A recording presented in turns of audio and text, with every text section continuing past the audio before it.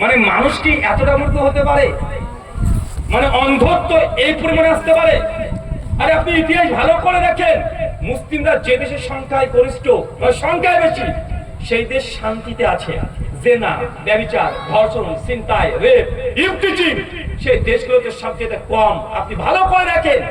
কিন্তু আমার এই দেশ, যে দেশে আমরা জন্মগ্রহণ করেছি, অবশ্যই এই দেশের প্রতি সম্মান ভালোবাসা আমাদের আছে। কিন্তু দিল্লির রিপোর্ট, ভারতবর্ষের ক্যাপিটাল সিটি দিল্লি, প্রত্যেক 15 মিনিটে একটা করে নারী ধর্ষণ হয়।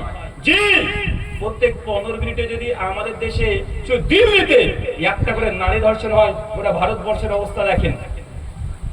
চিন্তা করতে পারছেন?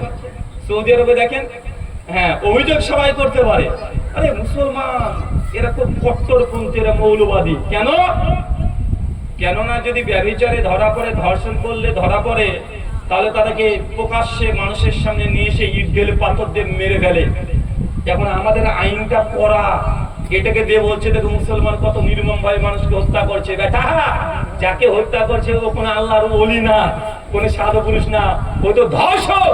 তো ধর্ষককে ওইভাবে ইট ঢেলে পাথর দিয়ে যদি না মারে, আমার দেশ ভারতের মতো, দিল্লি শহরের মতো প্রত্যেক 15 মিনিট পর পর একটা করে নারী ধর্ষিত হবে, নিজে নিজে আত্মহত্যা করে দিবে। এখন বলেন তো কোনটা বেটার?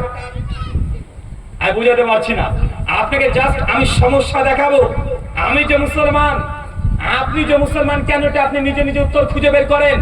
আমি যে কেন মুসলমান, কেন আপনি হিন্দু না, কেন আমি খ্রিস্টান না, এটা আপনাকে বোঝানোর জন্য আমি কিছু পয়েন্ট আর্গুমেন্ট খাড়া করব, যেগুলোর জন্য আপনার বর্তমান প্রেক্ষাপট পরিস্থিতি বুঝতে হবে। চলেন আমি 3টে ধর্মের 3টে মন্ত্র বা তাদের ধর্মের কিছু সংবিধান বলি। গোটা বিশ্ব জগতে যারা শান্তিতে নোবেল বেশি পায় তারা কারা জানেন?